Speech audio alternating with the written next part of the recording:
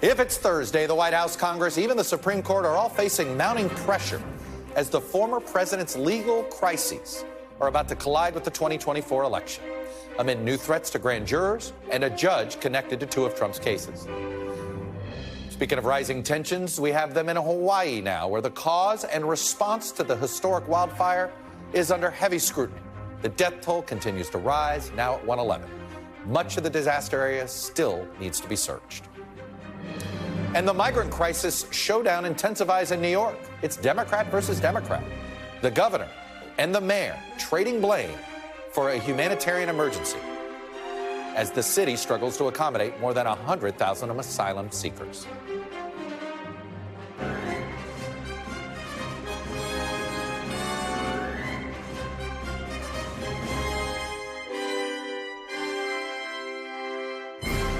Welcome to Meet the Press Now. I'm Chuck Todd reporting from Washington, where our already stressed out and fraying political system is about to be tested like never before. With criminal trials, potential government shutdowns, impeachments, and likely disputed election results. At some point, you would assume something's got to give. We just don't know what the something will be or when it will be. And the destabilizing force behind much of this is, of course, Donald Trump. Today, by the way, is the deadline for the former president and current Republican presidential frontrunner to have his legal team file their preferred trial date tied to the special counsel's federal charges that Mr. Trump tried to overturn the 2020 election and exploit the January 6th riot. We already know that the Department of Justice has proposed January 2nd. That would, of course, kick off a year chock full of potential trials, both criminal and civil, for the four-time indicted former president. Of course, the one trial we're pretty certain does take place before November 2024 is the one here in D.C. And the legal calendar is completely now intertwined with the primary calendar, where Trump is only becoming further entrenched as a frontrunner. Meanwhile, the fight over the trials timeline comes amid new threats of violence tied to both this case and the one in Georgia. A Texas woman was charged with threatening the federal judge overseeing the 2020 election case here in Washington, leaving a slur and expletive-ridden voicemail intended for Judge Chutkan.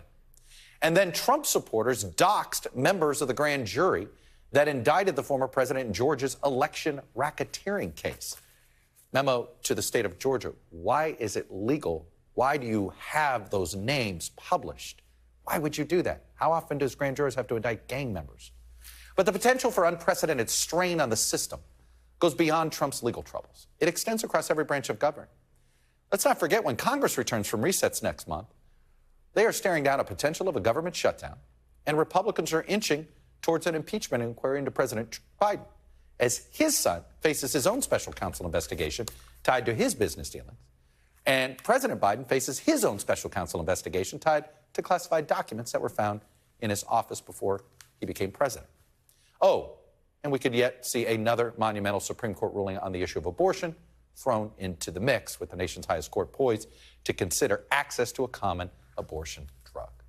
So consider all of this injects more chaos into an election year that was already shaping up to be not a good one, with a rematch between two deeply unpopular candidates, as voter dissatisfaction with the direction of this country remains downright anemic.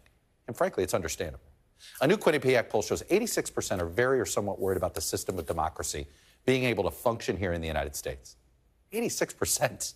It's near unanimous. And 74% say the country is on the wrong track, according to another poll. Given the pressure building over the last 6 years, perhaps those numbers shouldn't be so surprising. Because, consider, since Trump got elected, right, we've had 6 special counsel investigations, including the 4 currently underway, 2 government shutdowns, another one is looming, 2 impeachment trials, threat of another.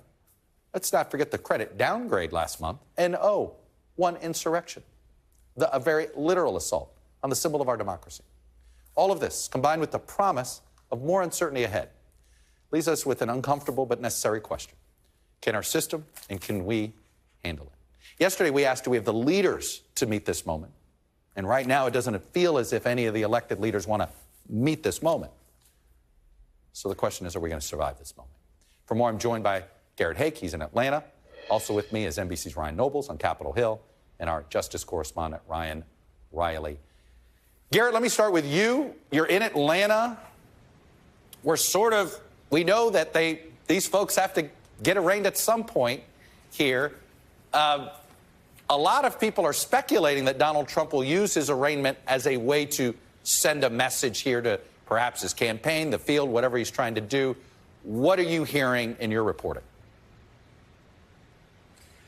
Well, Chuck, everybody's taking their sweet time when it comes to this Georgia case. It's unlike what we saw in some of the earlier arraignments, where the fact that we knew that the indictment was coming, there was kind of a plan in a box ready to go for Donald Trump to kind of quickly come and be arraigned after he was indicted and try to turn it into a fundraising opportunity for his campaign. I think that's still the goal here for the Trump team, to try to figure out how to maximize their political gain off of their legal challenges here. It's just a question of how and when to best do that. There's a lot of ideas getting kicked around about whether to time this either before, during, or after the debate next week. There's also the fact that the Georgia process is different from these federal processes, and while he would come and surrender next week, he wouldn't be formally arraigned until early September. It's being done at a county jail that's not the same as the courthouse site behind me. There's just a lot of unanswered questions on the legal logistics that have to be answered, as well as kind of from their perspective, like, how do we maximally pump the most political value out of this? And as best I'm able to tell, and I've been calling people all day long since Monday night when this broke, they just haven't decided the answers to any of those things yet. And do you have any, I guess we'll know soon enough, but do we have any clue as to what time, what month and day they're going to ask for the Jack Smith federal trial? Well, look, I mean, Donald Trump this morning on Truth Social said he doesn't think any of these should start until after the 2024 election is over. His lawyer, John Lauro, has said that he thinks, the Justice Department had 2.5 years to investigate. They should get 2.5 years to do discovery. I don't think any serious person thinks it's going to be 2.5 years until this trial starts, or even that they would propose that in front of a federal judge. But make no mistake, the longer the delay, the better. And I don't think they see any downside in making a big ask here, even if they know that the trial date's going to end up somewhere in the middle. Look, I'm going to ask you to put the other hat you wear. You cover Capitol Hill. I know both you and Ryan do, of course. I know we've heard some happy talk about a continuing resolution. That just simply tells us we won't have the government shut down in September or October. What's your sense here? Is McCarthy punting this to give the impeachment stuff room? How does impeachment play with government funding? How much of this is process tactics versus actual sort of combustible issues he's got to deal with in his own conference? Look, I think McCarthy and Trump have actually a similar style when it comes to trying to manage their politics, and that is to handle the crisis right in front of them when they can and deal with everything else later. There's not a ton of long-term planning that goes on for either of these actors, and I think that's the case here with McCarthy. He doesn't have the votes for the vast majority of the spending bills to pass something long-term. He doesn't have an answer on impeachment, which his moderates don't want. This seems like the easiest solution, but he's already getting pushback from some fiscal hawks. Some like Chip Roy type folks have already said, continuing resolution at these spending levels isn't what he signed up for, and is going to fight that. Look, the impeachment part of this is definitely caught up in this. The right flank, and really by that I don't mean like traditional small C conservatives. I mean the most pro-Trump members of this caucus want some blood here, and whether that comes in the form of an impeachment of a lower level, figure, whether it comes in the form of an impeachment inquiry for Biden, or whether it comes in the form of subpoenaing, records of Jack Smith, communication, or trying to investigate the investigators here in Atlanta. They've got to find something to mollify these people. McCarthy and his leadership team do, and I don't think they have a solution to that yet. So again, it's kind of like the NCAA tournament, Chuck. It's survive and advance here politically for McCarthy just as much as it has been for Trump. Garrett, I appreciate you save your sports metaphors for when you have to do a crosstalk with me. Much appreciated. Garrett, stick around here. Audience, I hear you. Ryan, let me move to you. And I know you're a Capitol Hill creature too, but you left Capitol Hill to check out Jon Tester, red state Democrat, running for re-election. And I want to talk about the bigger picture here. How does he respond to, and I know you had this conversation, like, we are facing something this country's hasn't faced arguably since the 1850s. And there is this sense of people are just sort of going about their normal business, just as we wonder, what's going on here? How does he think he should meet the moment?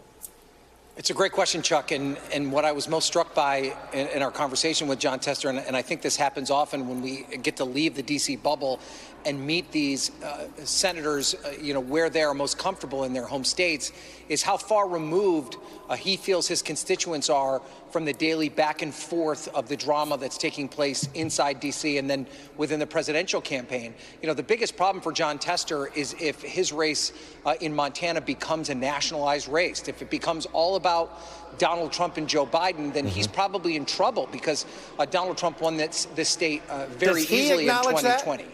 Yes, he does. Interesting.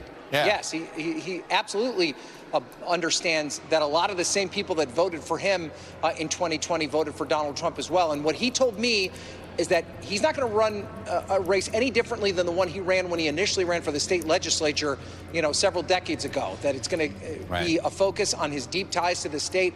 He says that he has an inherent advantage, that he's lived in Montana his entire life. He thinks that resonates with the voters there beyond the national politics, but there's no doubt that he understands that there's these other big issues that are looming over this race that he's going to have to try and find a way to fight through. Well, one of those issues is Joe Biden, and there's different ways Joe Biden's could become an issue for him. Obviously, he's more worried about the caricature of Joe Biden becoming an issue for him, arguably. Perhaps that's age being the biggest factor there. What's his sense? Well, it's interesting because this came up in our conversation when I was asking broadly about the age of elected leaders in general. And he acknowledged that he's seen, he didn't mention them by name, but very specific members of the United States Senate deteriorate to the point where he was very concerned about them and made clear that they were no longer up to the job. But when I asked about the president himself, he had a much different tack, despite the fact that the president is in his 80s. Listen to how he described his view of Joe Biden.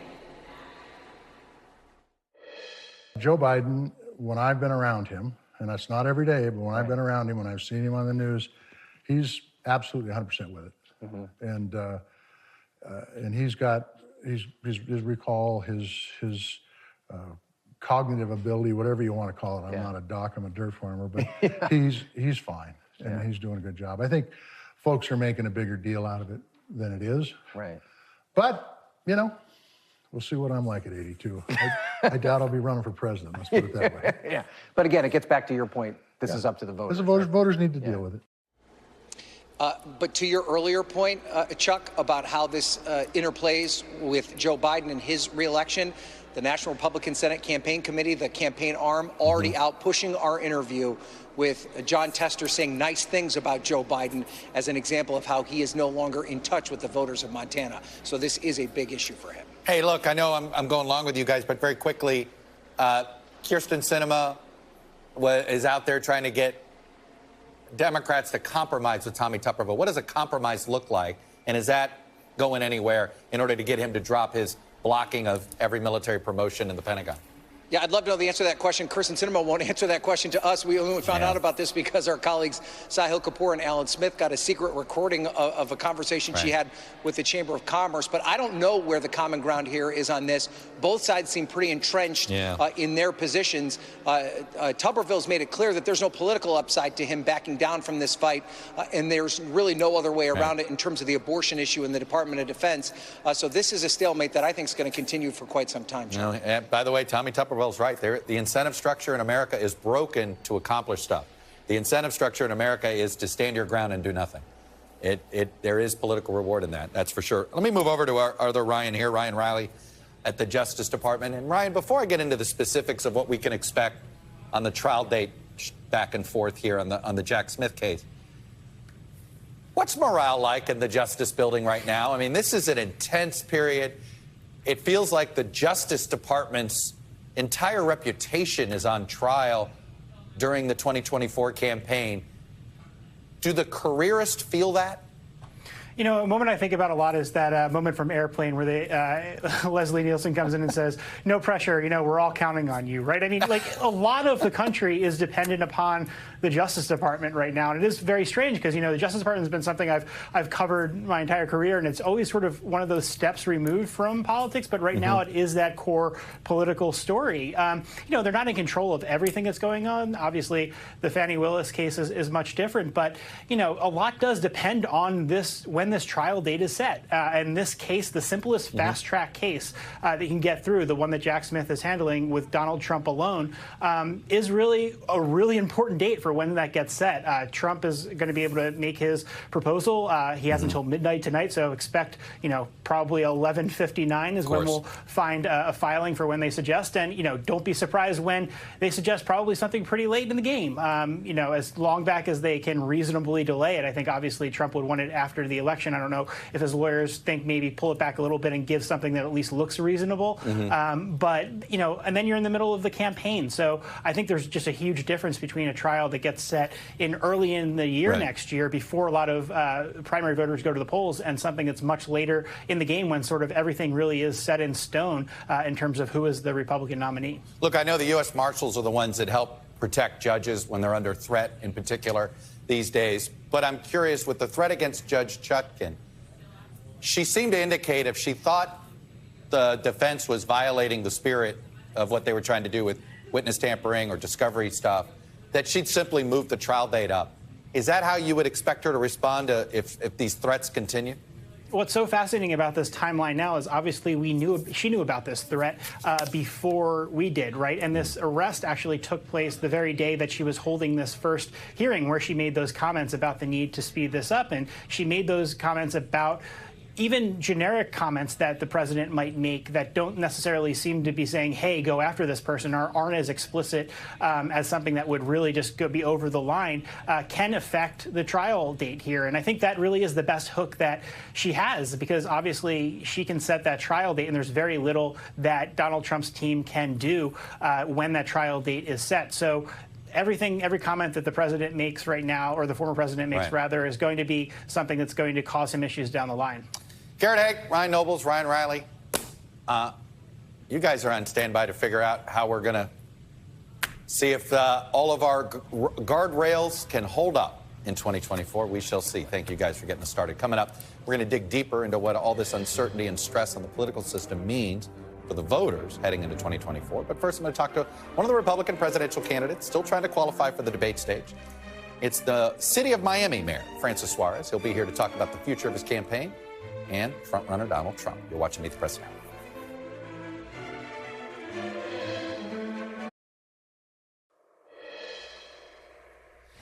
Welcome back. With less than 1 week to go until the first Republican presidential debate in Milwaukee, 8 candidates have reached the RNC-mandated donor and polling thresholds to qualify for the debate stage. You can see them on your screen here. Former President Trump is not committed to showing up, but NBC News confirms he will be sending some top surrogates to Wisconsin to spin. I think we already kind of know he's not coming.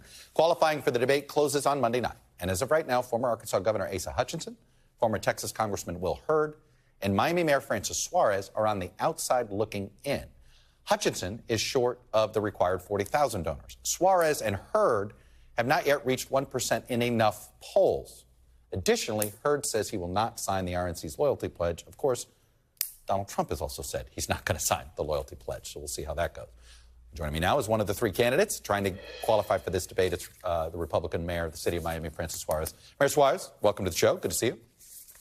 Thanks for having me, Chuck. I appreciate it. Before I get to the debate stage and some of the technical questions about which polls qualify and all of this business, I took a look at your last FEC report, and it did not list a single campaign staffer on your campaign. I know you have a super PAC that does a lot of the heavy lifting financially. Do you have any paid campaign staffers on your campaign for president, on Suarez for president now? We do, and we'll be reporting that in the next report. We have brought on some campaign staffers, and yes, we will have that. But we've been very lean and mean. We haven't had to fire any campaign staffers, I can tell you that much. And I know some campaigns have had to fire up to 50% of their campaign staffers. So we're certainly, a candidacy that has been somewhat insurgent and growing. We certainly don't want to peak too soon, right? We're Do you have an Iowa State director? We do not. We do not at this point have Why an not? Iowa State director. Because we're working on this campaign in an incremental fashion. Our next goal has been to make the debate stage, which we believe we will make. And that'll be my first opportunity to really introduce myself to the country. The first opportunity that I had to introduce myself to Iowa was only a couple of weeks ago. I've only been in the race, as you know, for a couple of months. And so I was able to do that at the Lincoln Day dinner, a GOP dinner just a few weeks ago. I think people were surprised by someone who has a message of unification, who is a mayor, who gets things done, who was elected by 85% and reelected by 80%, and has, focused on a prosperity agenda for the country, not some of the divisiveness that we're seeing today out of Washington, every single day, really. You brought up your time as mayor, and you're currently mayor, but I think a lot of people who didn't, full disclosure, you may know this. I grew up in, my address is Miami, Florida, but I didn't grow up in the city of Miami. I grew up in unincorporated Miami-Dade County. It was Dade County then. Nobody's perfect, Chuck. Nobody's perfect. In Kendall, east of the Turnpike, as I always like to say. Yes. But it's a part-time job. And I'm curious why you treat it like a part-time job. I want to show all the different associations you have. Right now, you're a member of a law firm. I think the Miami Herald has here. You're an active lawyer at Quinn Emanuel Law Firm. You're a senior operating partner at DeGrossa Capital. You're a board member of Emerge Americas, a consultant for Location Ventures, a board member of Palmetto Solar, a strategic advisor to Redivider Blockchain, and the mayor of the city of Miami. How much time do you spend as mayor of the city of Miami versus the other jobs? I spend 100% of my time being the mayor of Miami, 100% of my time being a father, 100% of my time on my private sector activities. And I can tell you the voters that I talk to are very, very much appreciative of the fact that as a candidate, you're tethered to the private sector. One of the things that's unique about my candidacy is if you notice the other candidates, they either have total private sector experience, and that's the only experience they have, or some that have been their entirety in the public sector and are untethered to the private sector. And that shapes their policies, that shapes their rhetoric, and oftentimes creates scenarios that are, in my opinion, anti-business. I think the fact that I'm a candidate that has both, and let me tell you, there's no such thing as a part-time mayor. It may be part-time in terms of some of the way people describe it, but when you're running $1.5 billion company with 4,500 employees, 4 labor unions, and right before I came to New Hampshire, I had to receive a phone call about one of my police officers being pinned against a car and having lost her arm from the elbow down, and being in a hospital, in a public hospital, and having to hear the doctors share that story with her family. There's nothing part-time about that. That's something that you live with every single day. Are you going to, if you were the nominee for president, would you disclose every single company that paid you while you've been mayor of Miami? Can you guarantee that you're getting these jobs because they want you and not your title as mayor of Miami? Yeah. Yes, absolutely. And by the way, I'll go a step further than that. Actually, I have to file a federal FEC report where I'll be disclosing all that. So every income that you receive that's over, I want to say it's a very low threshold, like $5,000, you have to disclose. And so the federal FEC disclosures are very comprehensive, and absolutely I have to file them and will, and that'll disclose all of them. I also intend at the appropriate moment to file my, to declare my income taxes, as most presidential candidates have done, throughout the history of most. You were right about most. Are you going to release all of them? I mean, how far do you want me to go back? 10 years? I'll release. Yeah. I'll go back. I'll go back as far as all the candidates do. I won't do anything that will be any special in any way. What should voters take away from the fact that your net worth went up so much while you've been mayor of Miami? I mean, is it a coincidence?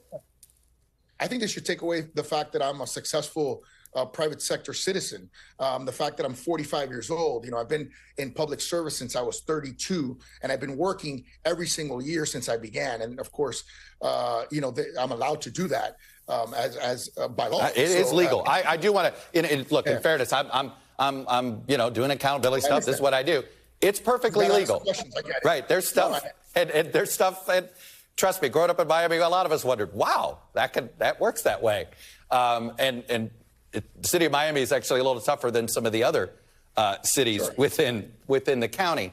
And there are very strict disclosures that you have to file as well as a public official that are very intrusive. And I file them and I follow all the rules. But I am proud of my private sector success. I think it's something that voters actually look favorably upon in the discussions that I've had with them. Let me ask you about another interesting aspect of your political journey here to this campaign for president.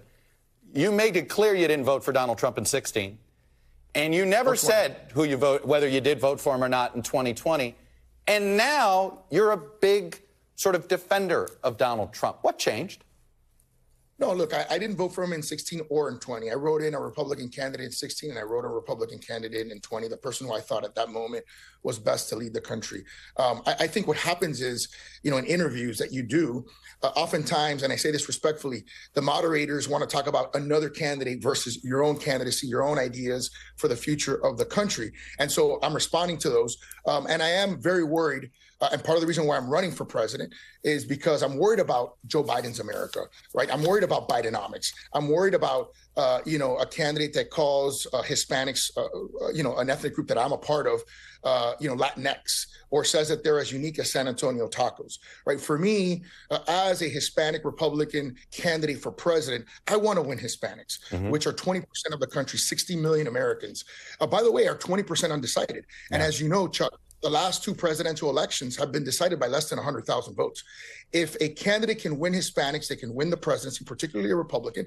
As a mayor, I've also demonstrated an ability to change an urban area like my community, which was plus 30 for Hillary the year before I got elected by 85%. Right. And the year after I got reelected went plus 10 for the Republicans. That is a 40-point swing. I think we can do that across America and win urban areas. And I also think we can win young voters who the Republican Party lost to Joe Biden by 26 points. I don't think the president, with all due respect, is a paragon of youth and vigor, and someone that can peel away young voters from a generational candidacy like mine that has demonstrated an ability to create high-paying jobs in my community. We're number one in I understand your argument against Joe Biden, but you've got to get through Donald Trump first. Is Donald Trump still qualified to be president after his behavior on January 6th? You said something in your segment that, the candidates need to meet the moment. And then at the end, you said something to the effect of that the voters are the ones that are going to have to step up. The voters are the ones that make this decision. They're the ones that have rewarded him over the last few indictments. What I'm trying to do is why are they doing that? Well, you have to ask them. But I can tell you this. I'm in New Hampshire for the last 2 days. Not one voter has mentioned the indictments to me. But let me tell you what I talk to them about as a threshold matter. I tell them, do you want a repeat of the 2020 election? And the answer almost invariably is no. Right. And then I say, well, we're heading in that direction. And so what I'm trying to do is give people a different personality, a different set of policies, and a different profile that can win frankly, win not only landslide electoral college vote, but could also win the popular vote for Republicans, which I don't think we've done since, I think, the late 1980s. George Bush did it in 2004, but you're right. It was once since then. Very quickly, if you don't make the debate stage, you've been open. You said, hey, if you can't get on the debate stage, you probably ought to drop the campaign. Are you going to live by those words? I will, but I'm going to make the debate stage. I can tell you that. I feel very confident about it. We'll hopefully be making a big announcement on it soon when we get to the threshold. But I feel very confident about it. And by the way, I think that once the American public gets to know me, knows who I am, knows what I'm about, I'll make the next debate stage, which is an even higher threshold. I think it's a 3% threshold. So it's, you have to grow from that opportunity. It's imperative I'm on there as one of the 8 candidates. I'm excited about being on there, and I'm preparing to be on there. Are you going to be there no matter what? Or if they tell you didn't make it, you're not showing up? Let's put it this way. I've already bought my tickets and booked my hotel room, but I feel confident that we will make it and that we'll be making an announcement to that effect soon. All right, Mayor Suarez. We'll see. We'll be looking to see if Lionel Messi. We'll see if Lionel Messi shows up with you. That would help in your spin room. I think he's going to be. Is it tonight that he plays, or is it coming up now that he has his next game? So we're going to win that championship, hopefully. All that is more money for Apple TV Plus. Mayor Suarez, and for Miami's ecosystem. There you go, Mayor Suarez. Thanks for coming on and sharing your views. Be safe on the trail. Thank you so much. Up next, criminal trials, government shutdowns, impeachments, insurrection. 2 deeply unpopular frontrunners. How much more can our system take? And voters. Panel's next. You're watching Meet the Press Now.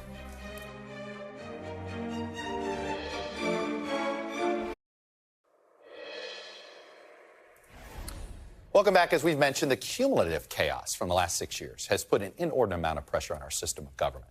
From special counsel investigations, government shutdowns, impeachments.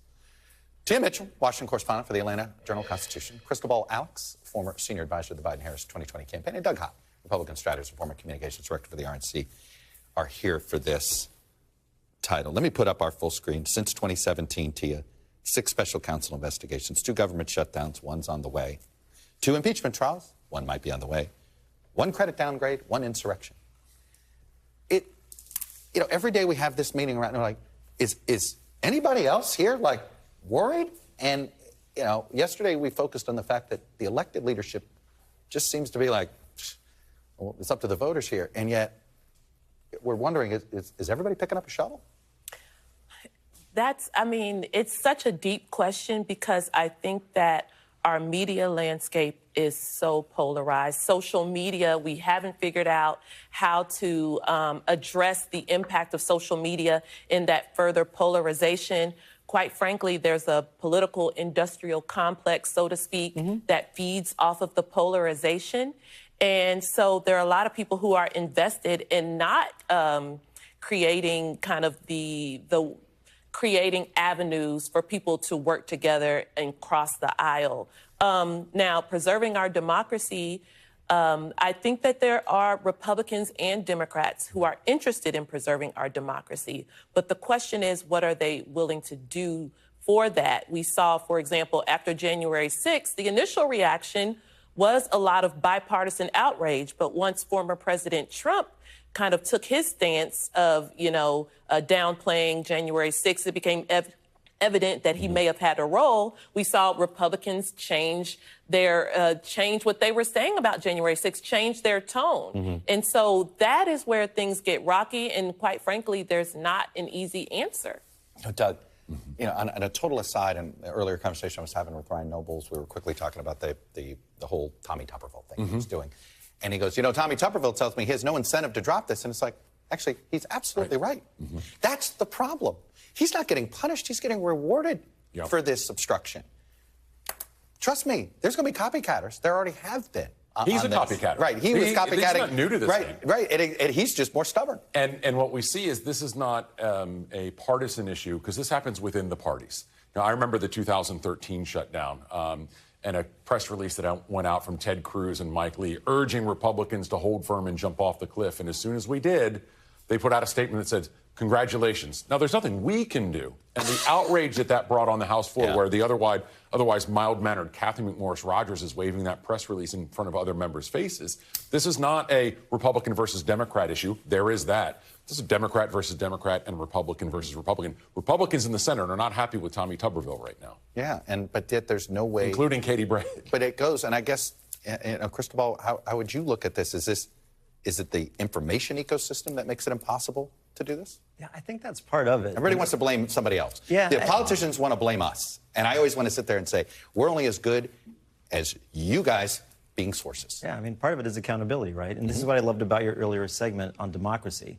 It is what's at stake right now in this election. And we saw voters turn out in record numbers in the last midterm election with democracy as a major theme. And this is what I appreciated about President Biden's launch of his campaign, which is really about freedom, right? What's more American than fighting for freedom? And juxtapose that with Donald Trump and the Republican candidates and what they're trying to do, right? Think back to the tiki torch carrying white supremacists in Charlottesville, the same people that Donald Trump called very fine people, the ones that tried to sack the Capitol across the street, the same ones that are now trying to ban books, the same ones that are attacking fundamental rights like abortion rights. So that really is about our democracy and our freedoms.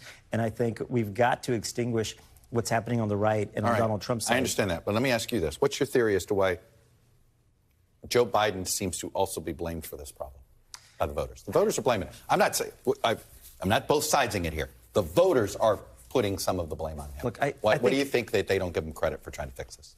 I think part of it is we're just starting to pay attention, right, in terms of this election. People are, tired of cycle after cycle and the news that you just described and all of the challenges we've got in this country, right? But once they start paying attention, which will start happening very soon because of the Republican debates that are coming up, the ads will start. And what needs to happen is we need an opponent on the Democratic side. Once you have an opponent, it'll focus voters, it'll focus our attention, and I think that's when you'll see voters starting to give Joe Biden the credit he deserves for rebuilding our economy, for 13 million new jobs, for the first gun safety legislation in 30 years, and for fighting for abortion rights. You'll start seeing that. T, is it enough? I don't think it's enough because there are so many other factors at play. Number one, there are the tangible factors of gas prices going up. Things are expensive. People, for whatever reason, they might say that mortgage interest rate. Yeah. That's a big, you know, you want to know why people feel like they're not feeling this economy? Because they can't do a big purchase right now. Right. They can, you know, they're managing their, yes, you know, they're annoyed that groceries are more expensive, but the real issue is they can't do a big purchase. So, you know, in President Biden, for better or for worse, whoever's president is going to get blamed for those kinds of things. But I also still go back to the fact that people are in echo chambers. So they're not always getting the best information. They're being reinforced bad information. They're being reinforced very polarized information. They fall down a rabbit hole on TikTok or YouTube, and that doesn't help. So, you know, some of it is real forces at hand, but some of it, again, are these structures in place and how people get their information that isn't always conducive to the truth or facts. Doug, I can't believe I'm going to say this because I have lots of pros and cons about this person, but there's a part of me that would like Biden to attempt an Aaron Sorkin moment. Just So I've never seen West Wing, just so you know. No, forget West Wing. Well, and I haven't, I'm not a fan of it, not because I know people love it, but because I lived it and it wasn't right. So that was always my issue. But what I mean is, why isn't Joe Biden touring the country holding town halls about the importance of democracy? And I say this, you know, I know that sounds, like I said, it's an Aaron Sorkin-esque idea, but we kind of need a little bit of this somewhere. But here's why. Everything that you listed on the screen are the larger impending things that are very, very important that no one outside of Washington, D.C. is talking about. They're talking about big purchases, little purchases. They're talking about the things that are affecting their day-to-day lives, what they talk to their spouse or significant others or worry about on their own when they're at a kitchen table. And that's what's going to continue. That's why Joe Biden doesn't get credit from anybody on anything. They look at what's going on day to day, and they think it's really bad. They don't have time to think about all these big impending things that are very serious and looming. Crystal Ball, I guess I'll go back to this. Biden last year did seem to be feeling as if he had to, in fact, going against the advice of some in the party that said, you should be talking about the economy. And he said, no, democracy. And his gut's been right about this. And yet, this calendar year, he's been much more quiet on this issue. Why?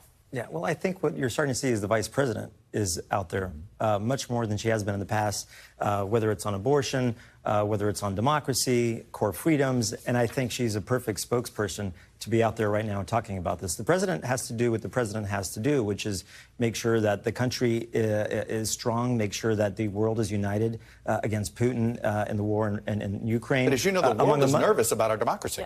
They're very nervous about it, and also very proud, I think, at looking at the United States and the leadership of this president. And so that gives me great hope, and I think he'll turn to my that. travels. And I was going to say, I think we know there have been great things that President Biden has done, perceivably, you know, the economic development things that he'll say is great, I'll say. And perhaps in a decade will age well. And I mean that it's like, you know, nobody appreciated the Eisenhower interstate system until well after Eisenhower died. But I will say, but also in real time, we can't ignore that there's a capacity issue with our president.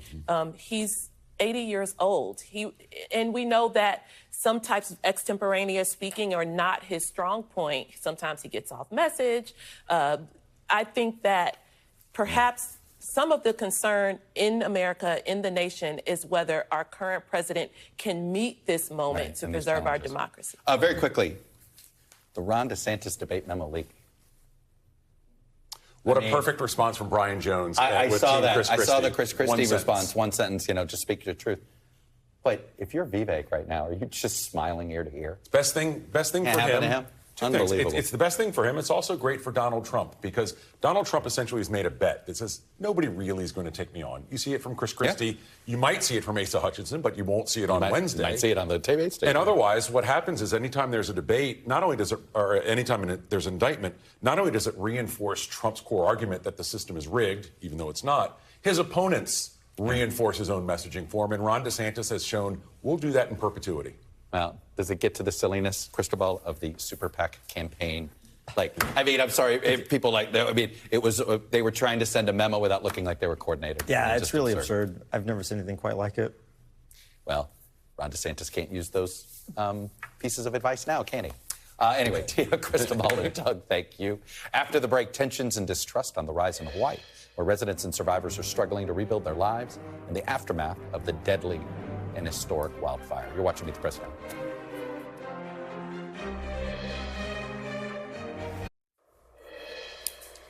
Welcome back.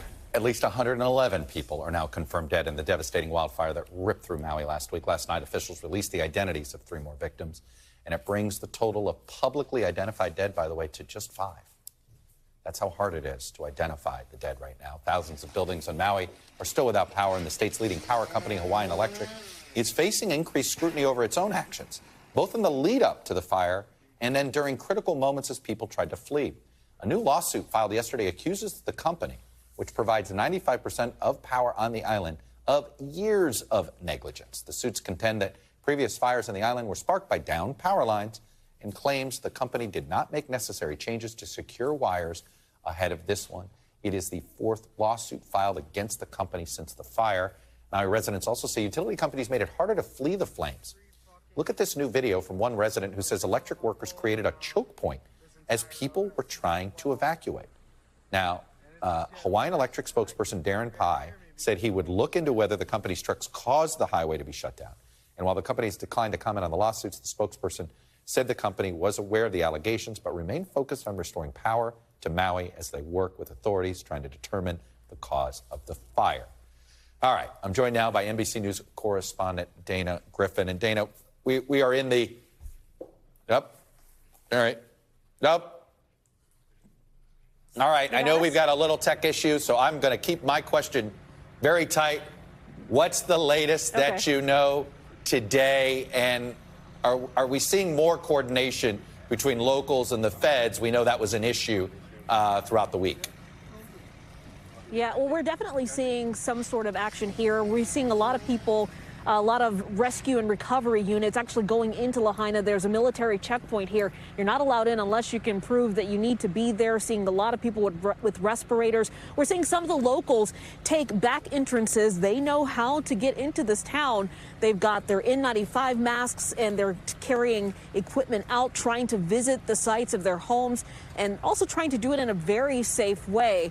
We know that a lot of aid has come in and more is coming in ahead of President Biden's visit. So I think people are feeling a sense of we're getting the things that we have been asking for days. And there seems to be more of a calm when it comes to that sort of topic, because when we were out reporting way back on the weekend, people were coming up to us emotional, crying, saying this is not helpful. And I think opening the road to Lahaina, that major highway, was such a huge point that people wanted, and I think that it's helping here. And Dana, can you, there's only 5 people that have been identified of the dead, which means there are 106 known fatalities that at least haven't been publicly identified. How many of them have been privately identified and just they haven't notified next of kin, or is this an ongoing issue?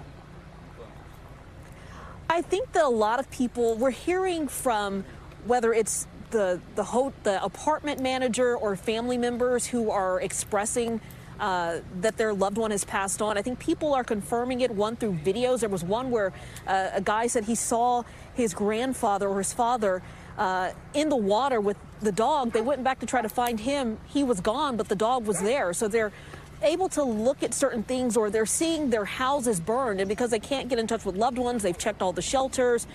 They're kind of coming up to some of their own conclusions, or maybe they have been confirmed because, you know, family is notified first and they're automatically putting that information out there on social media. So NBC News has been able to independently confirm some of the victims just through their family members and official statements that have gone out. Gotcha. Dana Griffin on the ground for us and on the island of Maui. Dana, thank you. I'm joined now by the Red Cross Regional Communications Manager, Evan Peterson. And Evan, now this is more, I think, of a what is the official stage of the recovery? Are we still in search and rescue mode? So as you just saw, yes, there is still a search and rescue capacity taking place right now. But the focus for the American Red Cross is we are still in that immediate response phase. There are still thousands of people who need a safe place to stay. They need healthy food to eat, clean water to drink, and they also still need to deal with counseling. As you can see from these images, there is so much trauma. These people have gone through so much, and our job is to sit there and listen and be that source of comfort and start getting them those immediate needs met. You're hearing the needs that are that they're looking for. In some ways, if the federal government came to you and said, hey, what are you hearing that we're not doing? We are in constant communication with not only the federal government, with FEMA, but also the state governor's office, the county, and even the residents. Right now, we seem to be meeting those needs on a case-by-case basis, but obviously, this is a constantly evolving situation. Every single family, every single individual has different wants and needs. So our focus is making sure to listen to those needs, to meet them where they are, and to make sure we get them in a better place than when we found them. So it seems when you think about this current sort of need-based issue of shelter, you brought that up, it seems as if we've got two problems here. They're going to have to get rid of debris and then build shelter here. Is there still a need for people to come, volunteers to show up and help? Or do you get to the point where there's too many people and it can get in the way? We've been so fortunate. We have a couple hundred volunteers organization-wide across the country responding to this disaster. And then just here on the islands, we've had thousands of people, local residents who weren't in harm's way, who have come to our office here in Hawaii and said, we want to help, we want to support our brothers, our sisters, our neighbors, and giving them the relief that they need. Right now, we are continuing to stay in constant contact with our volunteers all across Hawaii and then also on the continental United States to make sure that if needs change, if the asks shift, we are able to divert resources and people accordingly. But again, that's just a constant state of communication that we need to be in to help these people. Look, this is obviously issues in the Hawaiian Islands, whether it's extreme weather, natural disasters, fear of man-made disasters, when you think about the neighborhood that they live in. Where does the Red Cross, do you guys have almost a permanent, ready-to-go area in the Hawaiian Islands? So we've been operating here in Hawaii for I think more than a century now. We actually do have brick and mortar offices on the majority of islands here. I was at headquarters initially in Honolulu, and that was the primary staging area for a while. But then once we were able to open up and solidify a more mobile headquarters here in Maui, we have people here. So we are constantly ferrying resources between the multiple different islands. And yeah, our brick and mortars, as you put it, those are here in Hawaii. We do have a permanent presence. We were here before this fire started. We're here from the minute this incident occurred, and we'll be here long after. This may be something that's, somebody else on the org chart knows this, but has the Red Cross had to increase its capacity with the rise of extreme weather? We are very aware of the climate crisis that is occurring. We know that is making storms more powerful. We know that is creating areas that are more prone to deal with or to get a disaster. So, yeah, we are having to constantly stay keeping an eye on the sky, if you will, to make sure that as areas change as a result of the climate crisis, we are able to shift and divert resources. And that's the benefits of being in a national organization with where 90% of our workforce is comprised of volunteers, is that on average, we see about 60,000 disasters that we are responding to. And we are making sure that not only are resources in place at different warehouses across the country, but also people, so that when disaster does strike, we can give them the call, they take their bag, and they're able to help our neighbors in need. Evan Peterson from the Red Cross on the ground in Hawaii. I know a lot of those among the organizations we have been promoting when people want to help. Appreciate you coming on and sharing with what you're doing down there. Thank you. Thank you. Turning now to another growing humanitarian crisis. New York City is struggling to accommodate more than 100,000 migrants that have arrived there, mostly due to paid bus tickets and plane tickets from the southern border. Democratic Mayor Eric Adams has criticized the White House for not doing enough to help. But now Adams is facing criticism from another Democrat, the governor of New York, Kathy Hochul. whose counselor sent a scathing 12-page letter to a judge overseeing a case on the right of migrants to shelter. The letter says the city faces a serious crisis, but has failed to accept the state's offers of assistance and should do more to act in a proactive and collaborative manner with the state. This is a bit confusing here, so joining me now is NBC News national correspondent and soon to be part of the great club of White House correspondents, Gabe Gutierrez.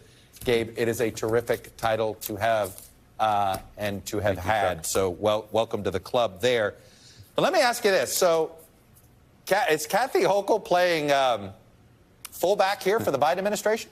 Look, I think, Chuck, over the last 24 hours or so, both Mayor Adams and Governor Hochul have tried to walk back any tensions, downplay the friction. The governor is arguing that, this was part of a court case. And as you said, this was a letter authored by her lawyer. But I think this really comes down to money, Chuck. The mayor for the last few months has been sounding the alarm. Now his administration estimates that taxpayers here in New York are going to have to foot the bill for $12 billion by the summer of 2025. The city has been asking the state to pick up 2/3 of the cost.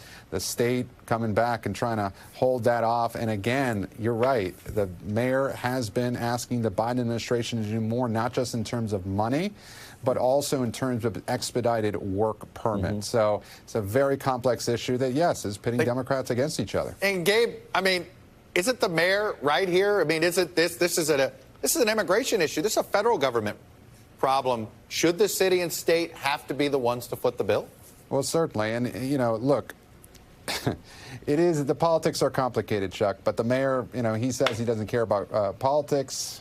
You could believe that what you will, but he has a problem on his hands. He needs to figure out how to house these folks because by law in New York, they are required to give temporary housing to anyone who asks for it. And there is just no easy answer here. You're looking at the, the video there of the migrants outside of that Roosevelt Hotel, the iconic hotel in Midtown Manhattan. I was there just this morning speaking with a business owner there, a jeweler right next door, says his business is plummeted by 50%, doesn't know if it will survive. He says this is a huge problem. Other restaurants in New York have, threatened to close as well. And the question becomes, Chuck, the supporters of Governor Abbott down in Texas have said, perhaps he's right. The Texas border communities have been overwhelmed. He wanted to highlight the issue that bigger cities couldn't handle it. At least in New York, it does appear, at least so far, besides the humanitarian concerns, but financially, this is putting a huge strain on New York, and they're planning to opening two shelters in the coming days as well, Chuck. And any word from the Fed? Is there any movement for federal dollars? Look, Chuck Schumer is the Senate Majority Leader. The Biden administration and the White House press secretary do say that they have already given more than $100 million in aid to New York City. But there appears to be no movement here in Congress. Both sides on this. Look, the Democrats here in New York, they have been arguing that it's up to Congress to fix this broken immigration system. The Department of Homeland Security has been saying that over and over again. But at this point, no movement from Congress, Chuck. Nope. And you were right to point out this is exactly what Governor Abbott predicted. He thought would happen. And on this one, whatever you think of his politics, he's been right that other mayors would struggle as well. Gabe Gutierrez reporting for us in New York. Gabe, thank you. You bet. We look forward to welcoming you to our D.C. Bureau soon. We'll be back tomorrow with more Meet the Press Now. NBC News Now coverage continues with Hallie Jackson right now.